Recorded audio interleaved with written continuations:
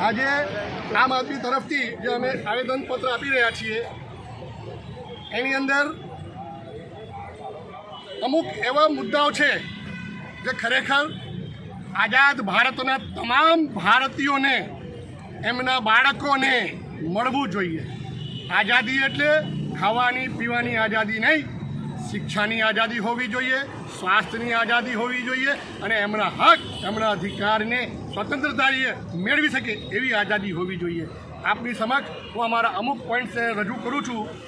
આજે પ્રાઇવેટ શાળાના શિક્ષકોને એમની લાયકાત અને પરિશ્રમ અનુસાર સન્માનજનક વેતન મળે એવી વ્યવસ્થા ઊભી કરવામાં આવે અને એનું કડક અમલીકરણ કરવામાં આવે। આપને પણ ખબર છે કે પ્રાઇવેટ સ્કૂલોમાં આજે શિક્ષકોની શું હાલાત છે, એમને પણ ન્યાય મળવો જોઈએ। પ્રાઇવેટ શાળાના શિક્ષકોને પણ રજાના યોગ્ય લાભ આપવામાં આવે અને એમના કામના કલાકો નિર્ધારિત કરવામાં આવે એવી ખાસ મારી વિનંતી છે। સરકારી શાળાના શિક્ષકોને શિક્ષણ સિવાયના તમામ કામોમાં મુક્તિ આપવામાં આવે। આપને પણ ખબર છે કે જે રીતે રાજકીય લોકો એમનું યુઝ કરતા હોય એને પણ રોકી એમને માત્ર શિક્ષણની અંદર એમનું પૂર્ણ સમય જાય એવી વ્યવસ્થા કરવાની જરૂર છે।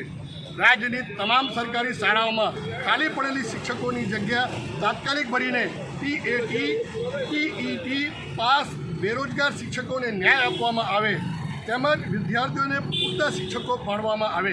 આજે સ્કૂલની અંદર શું સ્થિતિ છે, તમામ ભારતના અને ખાસ કરીને જ્યારે હું ગુજરાતમાં ઊભો છું, ગુજરાતના અને અમદાવાદના બધા વાલીઓને ખબર છે આજે સ્કૂલની સ્થિતિ શું છે। આજે આપને પણ એની સામે અવાજ ઉઠાવવાની જરૂર છે। ગુજરાતની તમામ સરકારી અર્ધ સરકારી શાળાઓમાં પટાવાળા, સફાઈ કર્મી, ક્લર્ક અને કોમ્પ્યુટર ઓપરેટર સહિતના સંપૂર્ણ બિન શૈક્ષણિક સ્ટાફ પૂરું પાડીને શિક્ષકોને એના કામમાંથી મુક્તિ આપવામાં આવે। આજે ક્યાંય ને ક્યાંય આપણા શિક્ષકોની જે સ્થિતિ છે એ આપને પણ ધ્યાનમાં છે।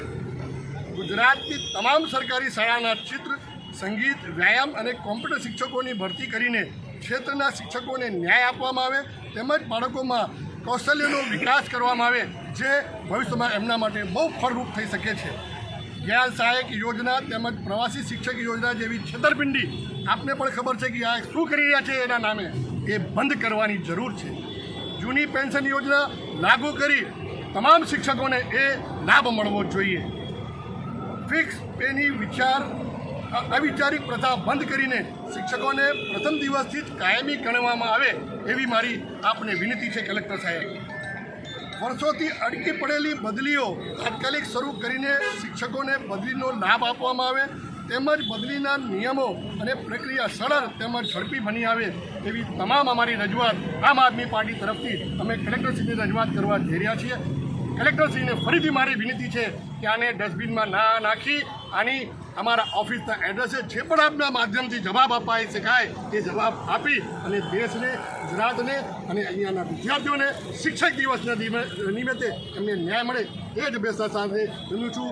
જય હિન્દ, જય ભારત, ઇન્કલાબ જિંદાબાદ, ઇન્કલાબ જિંદાબાદ, ઇન્કલાબ જિંદાબાદ।